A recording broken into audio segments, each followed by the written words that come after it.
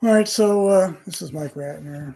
I'm doing a Sunday night broadcast here. I like my hairstyle. So I just want to talk quickly about my latest writing called IGO. I just finished last week Cringe Factors. It took me about 10 days to finish that. You can check it out at cringefactors.com. It talks about how hegemony works in the sense that if the powers that be, the oligarchs or the elites, are successful in dividing us, what are the mechanisms? And, people are so attached to their identities. And so I talk about a little bit about this that, well, there's a lot of identity given to you. And so some of us adopt it thinking we own it. But really, it's sort of it owns you. All right. So check that out at cringefactors.com. I'll do another talk about that because I think it's really interesting. But I'm really excited about my recent writing called IGO, IGO. And I think I needed to include this because if you follow my writing as a social critic, social psychologist per se, I'm really interested in understanding sort of the dynamics that keep us as a uh, humanity, which in this case I'm calling a MORB standing for the modus operandi of rational behavior, MORB, that's really attached to its internal dialogue, which is its ID, internal dialogue. You get it? So we have all these labels, that we've adopted and, we're really proud of and going to go to, you're going to kill for, not realizing you're just being a puppet in play. So we talk a lot about ego, where you might have this sense of pride or extreme narcissism. But ego is really something different. Ego. So it's really more the projection we have in mind of when we imagine ourselves doing something or a scenario we wish we fantasize could change. I call it ego because I go there in my mind. And so I think it's an important distinction. So it's an inner form of expression where one describes an imagined self, or really, in this case, it's a projected identity against the screen of my mind. So really, most of us are living in fantasy daydreams that we really have no conception that it's all made up, but we're willing to defend it. And so in that way, we're very attached to our stories, but this image of ego and IGO is only existing in these imagined scenarios because we've built this identity up in our mind. So in the writing, which you'll find, Jay, I haven't published it yet. I'm still working on it. You could probably find, I'll create a link on my regular website. If you click on the writing or the books tab under MikeRatner.com, which is me, MikeRatner.com. Otherwise, I'll see if the domain IGO versus ego.com is available. If it is, I'll create that as a link. Otherwise, I'll have it below, which I'm going to have to do very quickly because I'm actually doing this as a live stream to record it. Because I didn't know any other way other than doing a Zoom. But I want to just get these ideas out there to sort of introduce the ideas. So I'll put a link below to my writing that's related to this, talking about the MORB, the modus operandi of rational behavior that lives in the mass trance, which is the hypnosis of society. And it's conditioning and socialization. It is what it is. But assuming that we have this projected identity that I'm naming IGO, it's an automatic part of every human being. And that enables us to relate to who we are or who we presume ourselves to be, and allows us through the BIDEC, which I'll also create a link because it's my creative take on what's called theory of mind. So BIDEC, BIDECK, that talks about our beliefs and our intentions and where that's all coming from, that's relating to our lives. But most of it, the situations where these scenarios that sort of our mind or our ego is playing out in these scenarios, whether they're real or pretended, this realm, the BIDEC, is within ourselves. This is sort of like a filter. So that I'll give a link to, but that all fits into what I'm talking about here. And I hope you'll find the writing really interesting because I think I'm 17 pages into it right now. I think I really will end it pretty soon, so maybe I'll get up to around 20.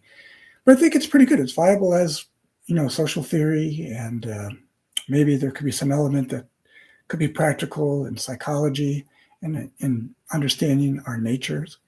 So check it out. And Hope you enjoy it. I think it's about it. I think one thing people say, well, aren't you going to tell us something about it?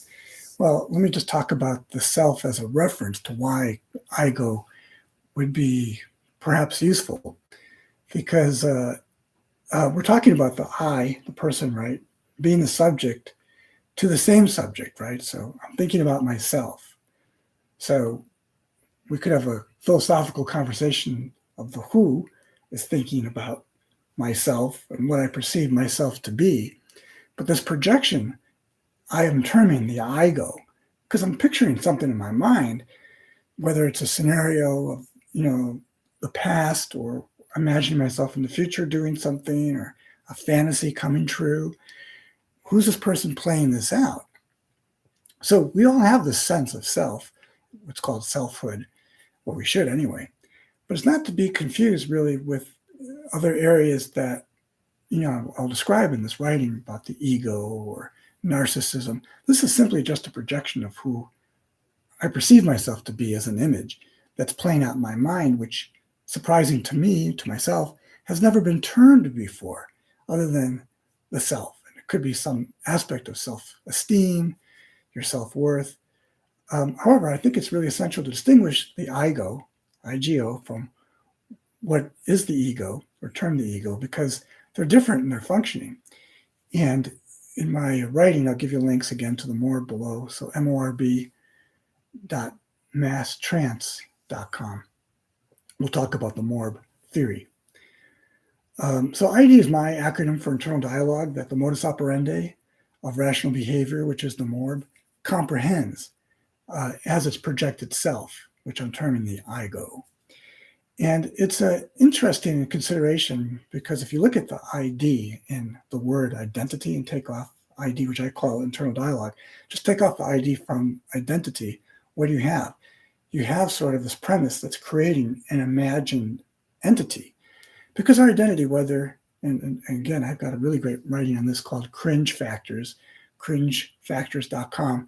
And the cringe really is just dividing up what we're perceived as our identity.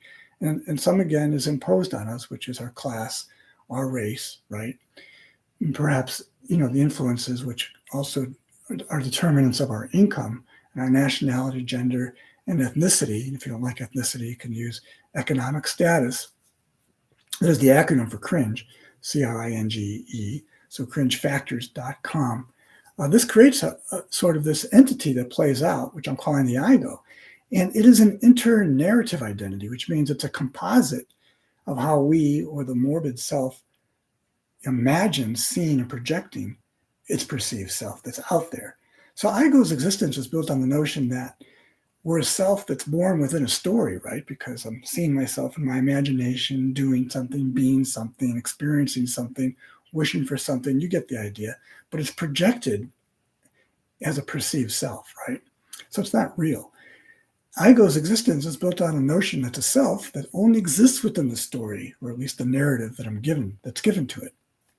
So that way, our identities are shaped by the different accounts that we all have in our lives.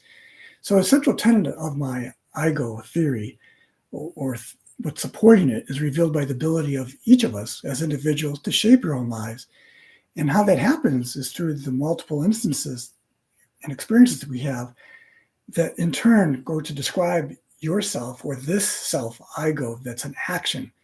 So basically, it's projected through this idea of what I call the BIDEC, and that's filled with an internal dialogue of all sorts. Internal dialogue, again, is our ID, which is self-autobiographical. It's an autobiography of different narratives with an associative, what I call a noun reality, because the morb in this realm is only talking about people, places, and things, and that's its noun reality, the only thing it knows. So this, again, exists in a story, whether it's given to you or you've pieced it together of something, and whether or not it's based on facts or it can be confirmed, you're in it through this projection of what I have called the IGO. So hopefully you'll find this of interest. Okay? All right, well, I think I probably should pause it here, but of course I want to encourage you to do some further writing about it. And my definition is open for interpretation. And I talk about psychodynamics and, Freud's interpretation of ego and the id and the superego. and how it's really distinction and different completely from my IGO, although we can see certain aspects that you could see that relate to how one person is subjecting their personality or sees themselves and their internal dialogue, again, which makes up their identity. All right, well, let's see. I got so many windows open, but I want to sort of see if there's anything else I've got to share in this regard. But I do think it's important to kind of make that distinction. I talk a little bit about egomania and people who would be considered an egotist, separate from what I'm talking about. And then basically, ego is Latin for I, or the German ich. And whereas IGO, as a word, I looked at this, I couldn't find any roots or anything existing as a participle that links IGO. It's amazing. It's kind of a word that we might say in a sentence, I go, but it's not a word in itself. It's I go here, I go there. But I'm calling it the IGO because that's what's happening in our mind as we project ourselves into this aspect, of our perception of our world, which again, I'm arguing is made up. Kind of excuse my voice today because I've been talking quite a bit. Also, I was cleaning up, so doing a lot of dust and probably chemicals I was used for cleaning that I should have not inhaled. I should have worn a mask, perhaps. Ooh, a mask. All right. Well, anyway, I again hope these ideas are of interest and sort of suitable for your engaged thought. I will get back to you with more of that writing again. You can check more of my writing out at MikeRatner.com, and also this current writing. I'll see if I can get the domain right now. IGO versus ego, EGO.com. Otherwise, check out BIDEC, BIDECK .masstrance.com. And then Cringe Factors I mentioned, cringefactors.com. All right, well, thanks for checking it out. See you.